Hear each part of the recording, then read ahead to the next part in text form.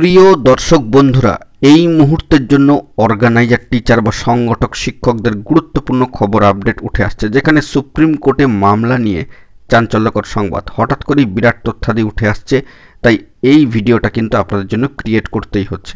অবশ্যই ক্লারিফিকেশান দেওয়ার চেষ্টা করব। এই ভিডিওর মধ্যে কিছু ক্লারিফাই করবার কিন্তু অবশ্যই দরকার রয়েছে। তো ভিডিওটিকে শেষ পর্যন্ত ওয়াচ করবেন, স্টিল নাও দেখবেন, কোনোভাবে কিন্তু স্কিপ করবেন না। চ্যানেলটিকে অতি অবশ্যই সাবস্ক্রাইব করে নিয়ে সঙ্গে থাকবেন। তো চলুন কথাবার্তা না বাড়িয়ে আমরা মূল টপিকে ফোকাস করি।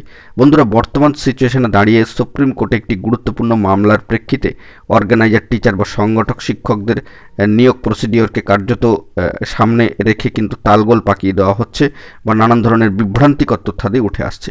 কেন বিভ্রান্তিকর বলছি? সামাজিক সোর্স এই বিষয়ে আমাদেরকে অ্যাডভান্সলি তথ্য প্রোভাইড করেছিলেন, যা কার্যত সম্পূর্ণ অর্থেই কিন্তু বিভ্রান্তিকর। আমরা বিভিন্ন ডিপার্টমেন্টাল ওয়াইজ কিন্তু খোঁজ নিয়ে দেখেছি। তবে এবার কোর্টের সাইটে নিয়ে গিয়ে আপনাদেরকে যাবতীয় বিস্তারিত বিষয় ডাটা তুলে ধরবার জন্য চেষ্টা করব।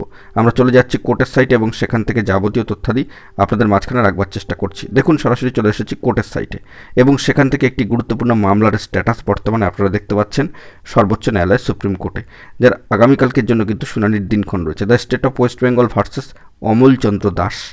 এই মামলার ক্ষেত্রে, অর্থাৎ ওবিসি সার্টিফিকেট বাতিল মামলার ক্ষেত্রে মূল মামলা, যার স্ট্যাটাস বর্তমানে সর্বোচ্চ ন্যায়ালয় সুপ্রিম কোর্টে আপনারা দেখতে পাচ্ছেন। ডায়েরি নম্বর রয়েছে, এই মামলা যে দাখিল হয়েছিল অর্থাৎ ফাইল হয়েছিল সেই তারিখও রয়েছে, অবশ্যই এসএলপি নাম্বার রয়েছে, অবশ্যই সিএনআর নাম্বার কিন্তু রয়েছে। এবং বর্তমানে যেটি দেখাচ্ছে সেটি হচ্ছে present or last listed on 18/3/2025। অবশ্যই এই মামলার ক্ষেত্রে সিএল নাম্বারও কিন্তু পড়েছে 46 নম্বরে। এই মামলা শুনানি হোক আমরা সকলেই চাইছি, এবং সেই দিক থেকে দাঁড়িয়ে এই মামলার উপর নির্ভর করছে অনেক কিছু।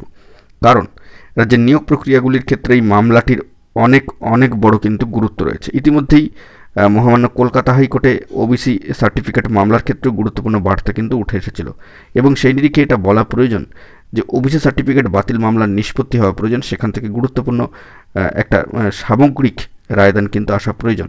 তো কী হবে না হবে আমরা কিন্তু কেউই জানি না। তবে এই মামলাকে সামনে রেখে অর্গানাইজার টিচারদের বিষয়টিকে কিন্তু তালগোল পাকিয়ে দেওয়া হচ্ছে। যদি মামলার ফাইলিংয়ের ক্ষেত্রে দেখেন, এই মামলা সেটা হচ্ছে 2024 সাল, অর্থাৎ 18/6/2024।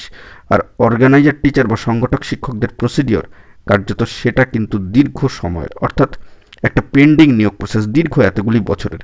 বিষয়টিকে কিন্তু একটু হলেও মাথায় রাখতে হবে। সেই দিক থেকেই আপনাদেরকে জানিয়ে দেওয়ার জন্য বা আপনাদের যে সমস্ত বিভ্রান্তি রয়েছে বা নানা ধরনের বিভ্রান্তিকর তথ্য সামাজিক গণমাধ্যমে যে চলে আসছে, তালগোল পাকিয়ে যাচ্ছে, এই ওবিসি সার্টিফিকেট বাতিল মামলার সাথে অর্গানাইজার টিচারদের প্রসেসকে রেখে বা ওবিসি সার্টিফিকেট বাতিল মামলার যে কোর্ট কেস সেটাকে অনস্ক্রিনে রেখে সংগঠক শিক্ষকদের খবরের সাথে তালগোল পাকিয়ে যাচ্ছে, এটা কিন্তু কোনো অর্থেই সঠিক নয়। তো এই বিষয়ে আপনাদেরকে ক্লারিফিকেশান দেওয়ার জন্য এই ভিডিওটা কিন্তু ক্রিয়েট করতেই হচ্ছে, যেখানে দেখা যাচ্ছে যে ওবিসি সার্টিফিকেট বাতিল মামলা কার্যত মূল মামলা, সেটির নিষ্পত্তি হওয়া প্রয়োজন, যেটি আগামীকালকের জন্য রয়েছে অবশ্যই 46 নম্বর সিরিয়ালে সম্মানীয় 2 বিচক্ষণ বিচারপতিদ্বয়ের এজলাসে। এবং অন্যদিকে অর্গানাইজার টিচারদের নিয়োগ প্রসিডিওর, যা একটা পেন্ডিং নিয়োগ প্রসিডিওর দীর্ঘ এতগুলি বছর ধরে কিন্তু রয়েছে, সে বিষয়ে কোর্টের স্ট্যাটাস থেকে কী তথ্যাদি উঠে এসেছিল এবং 2018 সালের ম্যাটারটিকেও কিন্তু আপনাদের সামনে তুলে ধরেছিলাম বিস্তারিত আপডেট আকারে। এবং সেই মামলা থেকে আমরা আরও কিছু তথ্য সংগ্রহ করেছি, যা আপনাদের মাঝখানে আর কয়েকদিনের মধ্যে কিন্তু উপস্থাপন করব। অর্থাৎ সংগঠক শিক্ষক বা অর্গানাইজার টিচারদের বিষয়ে অথেন্টিক নিত্য নতুন আপডেট পেতে গেলে অবশ্যই আমাদের চ্যানেলটিকে কিন্তু সাবস্ক্রাইব করে রাখতে হবে। তবে এ বিষয়ে জানিয়ে রাখি, অফিসিয়ালি কোনো আপডেট থাকলে বা অফিসিয়ালি কোনো নোটিফিকেশান আকারে কোনো খবর আপডেট থাকলে সবটাই তুলে ধরবো। এখন এটুকুই। সকলে ভালো থাকবেন, চোখ কান খোলা রাখবেন, সতর্ক থাকবেন, সাবধান থাকবেন এবং সচেতন থাকবেন। ধন্যবাদ।